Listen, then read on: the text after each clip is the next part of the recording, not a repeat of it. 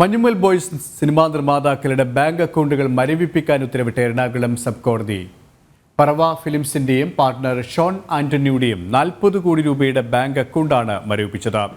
7 കോടി മുതൽ മുടക്കിന് 40% ലാഭവിഹിതം വാഗ്ദാനം ചെയ്ത് പിന്നീട് വഞ്ചിച്ചുവെന്നാണ് പരാതി. ഇവരുമായി ജിജീഷ് കരുണാകരൻ ചേരുകയാണ്. ജിജീഷ്, ഈ ഒരു പരാതിയിലാണ് ഇപ്പോൾ നടപടി ഉണ്ടായിരിക്കുന്നത്. മറ്റു വിവരങ്ങൾ കൂടി.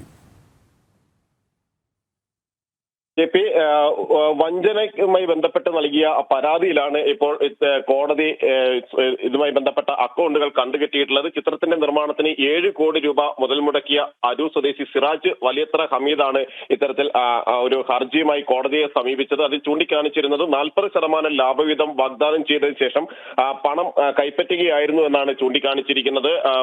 മാത്രമല്ല, ശേഷം ലാഭവിഹിതമോ മുതൽ മുടക്കോ പോലും തനിക്ക് തിരിച്ചു നൽകിയില്ല എന്നും ചൂണ്ടിക്കാണിച്ചിരുന്നു.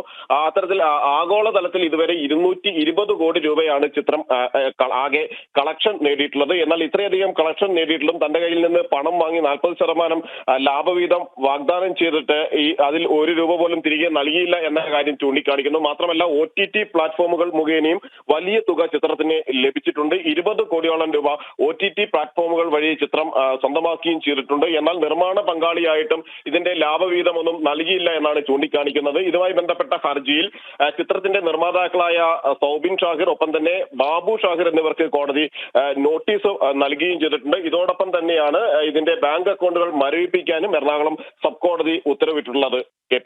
കൊച്ചിയിൽ നിന്നും ജിജീഷാണ് വിവരങ്ങൾ നൽകിയത്.